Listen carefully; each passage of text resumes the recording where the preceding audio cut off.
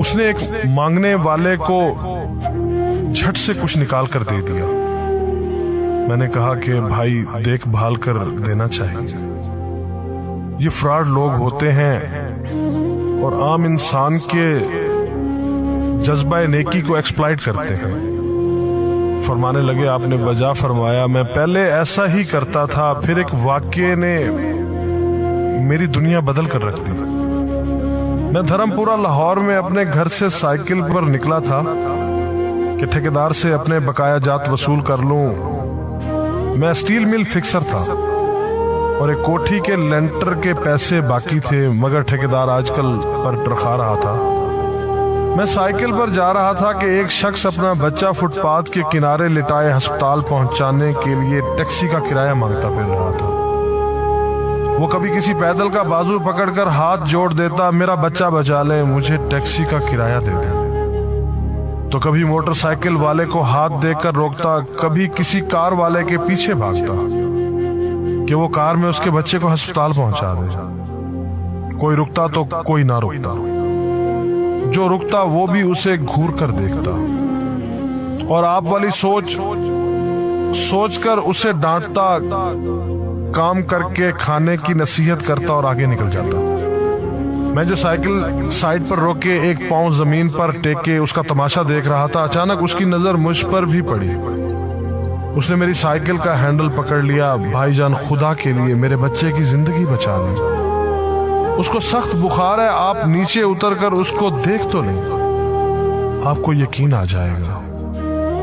आप देंगे तो शायद किसी और को भी एतबार आ जाए, मगर मैं भी आपकी तरह सोच रहा था। फिर जिस जारहाना अंदाज में उसने मेरी साइकिल का हैंडल पकड़ रखा था, लगता था कि इधर मैं साइकिल से उतरा और उधर वो साइकिल पकड़कर भाग जाएगा। मैंने भी उसे काम करके खाने की तलकीन की और पिछले जुमे में सुनी हुई हदीस उसको भी सुना दी। कमाकर खाने वाला अल्लाह का दोस्त होता है, और अपना हैंडल छुड़ाकर बड़बड़ाता हुआ आगे चल पड़ा। हरामखोर हमें बेवकूफ समझते हैं। 2-3 घंटे के बाद जब मैं बकाया जात वसूल करके वापस आया तो वो अभी उसी जगह खड़ा मांग रहा था। बच्चे को अब वो सड़क के पास ले आया था और उसके चेहरे से कपड़ा भी उठा रखा था। वो धाड़े मार मार कर रो रहा था। अब वो बच्चे के कफन दफन के लिए मांग रहा था। मैंने साइकिल को रोककर पांव से नीचे टेका और मैयत के चेहरे की तरफ देखा। फूल की तरह मासूम बच्चा जिंदगी की बाजी हार गया था। मेरे रोंगटे खड़े हो गए। मैंने जेब में जो कुछ था बकाया जात समेत सब बगैर गिने निकाल कर बाहर फेंका, और इससे पहले कि उसका बाप मेरी तरफ मुतवज्जे हो, साइकिल उस तेजी से चलाकर भागा गोया सारे लाहौर की बलाएं मेरे पीछे लग गई हों। मैं घर पहुंचा तो मेरा बुरा हाल था। थोड़ी देर बाद मुझे बुखार ने आ घेरा। बुखार भी कुछ ऐसा था गोया मेरे सारे गुनाहों का कफारा उसी बुखार से होना था। घर वाले मुझे अस्पताल के लिए लेकर निकलते और मैं चारपाई से छलांग लगा देता। मुझे अस्पताल नहीं जाना था। मैं उसी बच्चे की तरह एड़ियां रगड़ रगड़ कर मरना चाहता था। 2-3 दिन के बाद बुखार को तो आराम आ गया, मगर मैं जहनी मरीज बन गया। मुझे लगता गोया मेरा अपना अकलौता बेटा जो 3री क्लास में पढ़ता था वो उस बच्चे के कफारे में मर जाएगा। मैंने बच्चे का स्कूल जाना बंद कर दिया। बीवी के बार बार इसरार के बावजूद मैं बच्चे को स्कूल तो क्या दरवाजा खोलने भी नहीं जाने देता था। 40 दिन गुजर गए थे और बच्चे का नाम स्कूल से कट गया था। वाइफ ने अपने भाई से बात की जो दुबई की कंपनी में कैशियर था। उसने मुझे बाहर बुलाने के लिए पासपोर्ट बनाने को कहा, मगर एक तो मैं शनाख्ती कार्ड भी पैसों के साथ निकालकर बच्चे की मैयत पर फेंक आया था। दूसरा, मैं खुद भी बच्चे को अकेला छोड़कर बाहर नहीं जाना चाहता था। वो 40 दिन कयामत के 40 दिन थे। 40वें दिन 10 बजे के लगभग हमारे घर का दरवाजा बजा। दरवाजा मैंने खुद ही खोला और सामने उस बच्चे के बाप को देखकर मुझे चक्कर आ गया।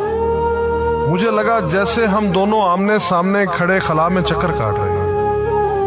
दरमियान में बच्चे का चेहरा भी आ जाता। मेरी कैफियत से बेखबर उस बाप ने मुझे दबोच लिया और फूट फूट कर रोना शुरू कर दिया। وہ کچھ کہنے کی بجائے میری ٹھوڑی کو ہاتھ لگاتا اور اسے چوم لیتا، جبکہ میں پتھر کا بت بنے اس کی گرفت میں تھا کہ اچانک مجھے جھٹکا لگا اور میری چیخ کچھ اس طرح نکلی جیسے کسی کو پانی پیتے وقت اچھو لگ جاتا ہے اور پانی اس کے منہ اور ناک سے بہہ نکلتا ہے۔ میں اس بچے کے باپ کو سختی کے ساتھ سینے سے لگائے یوں رو رہا تھا گویا اس کا نہیں بلکہ میرا بچہ مر گیا ہے۔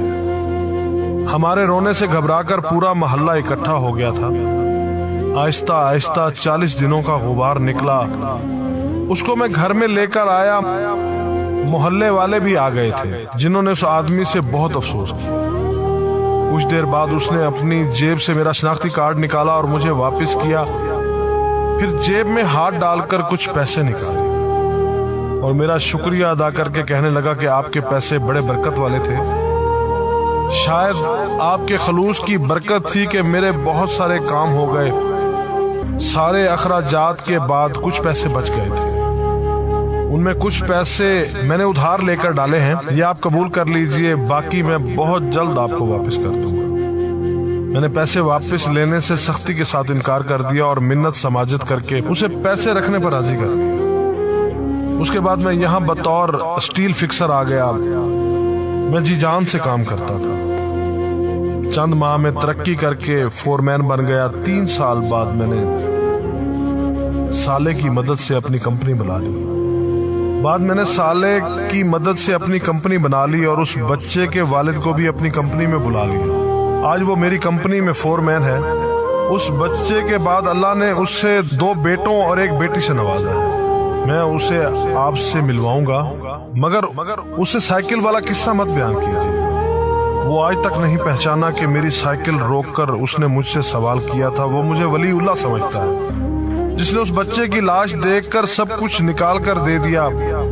قاری صاحب، اس دن کے بعد میں کسی کو خالی ہاتھ نہیں لوٹاتا۔ قاری صاحب، اس دن کے بعد میں کسی کا ہاتھ خالی نہیں لوٹاتا۔ تھوڑا سا دینے سے نہ وہ امیر ہوتا ہے اور نہ میں غریب ہوتا ہوں۔ بس دل کو تسلی ہوتی ہے کہ میں اس بچے کا خون بہا ادا کر رہا ہوں۔ رہ گئی لوٹنے کی بات تو قاری صاحب، ہمیں کون نہیں لوٹتا؟